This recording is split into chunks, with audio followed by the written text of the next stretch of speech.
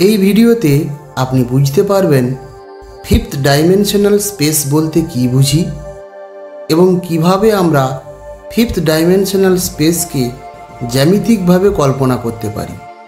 এই ভিডিওর মাধ্যমে আপনি আরও জানতে পারবেন পঞ্চম মাত্রার প্রয়োজনীয়তা কী এবং তৎসহ এর কী কী অসুবিধা রয়েছে।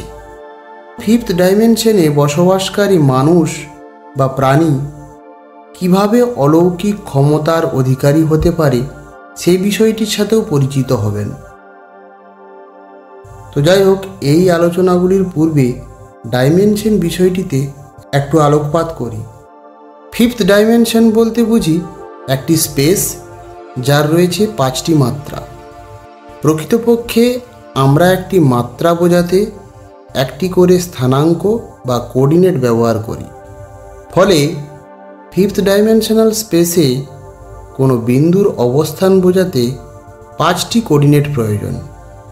আরও একটু বিস্তারিতভাবে বলতে গেলে শুরুটা করতে হয় বিন্দু বা পয়েন্টকে দিয়ে। আমরা জানি পয়েন্ট বা বিন্দু হলো 0th ডাইমেনশন, যার দৈর্ঘ্য, প্রস্থ বা উচ্চতা কোনো কিছুই নেই, কেবলমাত্র অবস্থান আছে। এখানে বলে রাখি, পরবর্তী উচ্চতর মাত্রা পেতে হলে প্রতি ক্ষেত্রে বিন্দুর সংখ্যাকে ডবল করতে হবে। এখন দেখুন, 0 থেকে উচ্চতর মাত্রা মানে 1 ডাইমেনশন বা লেন্থ পেতে হলে বিন্দুর সংখ্যাকে দ্বিগুণ করতে হবে। তাই 1 ডাইমেনশন আঁকতে গেলে ন্যূনতম 2টি বিন্দু লাগে।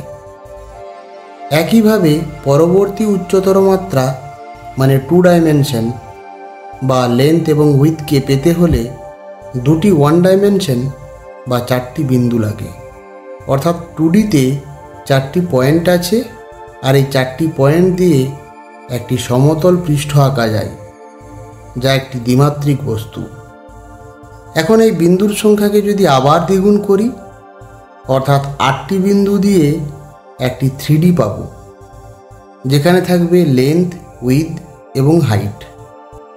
আবার আপনি এও বলতে পারেন এই 3Dতে থাকবে 2টি 2D বা 4টি 1D বা 8টি বিন্দু। এখন একইভাবে 4th ডাইমেনশনে যেতে গেলে বিন্দুর সংখ্যাকে আবারও দ্বিগুণ করুন।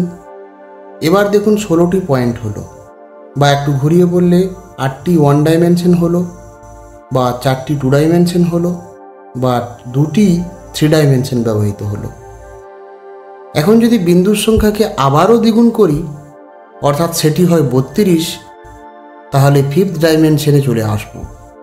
বা অন্যভাবে বললে ফিফথ ডাইমেনশনে থাকবে 32টি বিন্দু, বা 16টি 1 ডাইমেনশন, বা 8টি 2 ডাইমেনশন, বা 4টি 3 ডাইমেনশন, বা 2টি 4 ডাইমেনশন।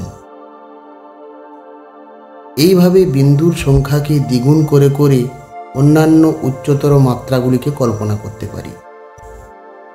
এখন প্রশ্ন হলো, বিজ্ঞানীরা কেন পঞ্চম মাত্রার কথা ভাবলেন, বা এই ফিফথ ডাইমেনশনের প্রয়োজনীয়তাটাই বা কী?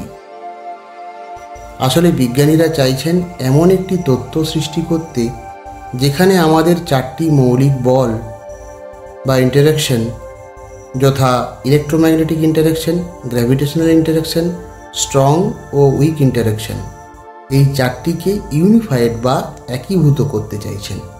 আর ঠিক এই কারণেই ফিফথ ডাইমেনশন দরকার।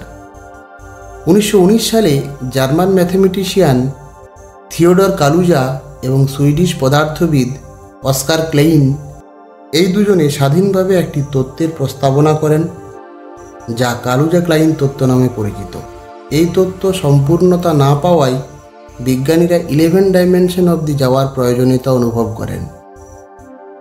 আসলে স্ট্রিং থিওরি বলে মহাবিশ্বকে খুব সম্ভবত 11টি মাত্রায় কম্পনশীল 10⁻³ সেন্টিমিটার দৈর্ঘ্যের লুপের কম্পন দিয়ে ব্যাখ্যা করা সম্ভব।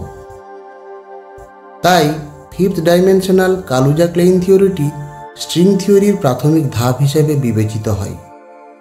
আর এর প্রমাণ পাওয়া গেছে LHC বা লার্জ হ্যাড্রন কোলাইডারে, যেখানে দেখা গেছে গ্র্যাভিট্রন ফোর্থ ডাইমেনশন থেকে স্কিপ করে ফিফথ ডাইমেনশনে চলে যাচ্ছে। সবচেয়ে আশ্চর্যের বিষয় হলো, আপনি যদি ফিফথ ডাইমেনশনে বসবাসকারী মানুষ হন, তাহলে আপনি আপনার ইচ্ছা অনুযায়ী নিজের ভবিষ্যৎ নির্ধারণে সক্ষম হবেন। যেমন মনে করুন, ফিফথ ডাইমেনশনাল প্যারালাল ইউনিভার্সের কোনো একটিতে আপনি ডাক্তার, কিন্তু আপনার মনে হলো আপনি উকিল হবেন বা টিচার হবেন। তখন আপনি যে পথে ডাক্তার হয়েছেন সেই পথের শুরুতে মানে জন্মলগ্নে আপনাকে প্রথমে ফিরে যেতে হবে এবং সেখান থেকে আপনাকে যাত্রা শুরু করে অন্য প্যারালাল ইউনিভার্সে গিয়ে আপনি উকিল বা টিচার বা অন্য কিছু হতে পারবেন। তবে সমস্যা হলো, এই ফিফথ ডাইমেনশনে কোনো শর্টকাট নেই, যেটা এর উপরের ডাইমেনশনগুলোতে আছে।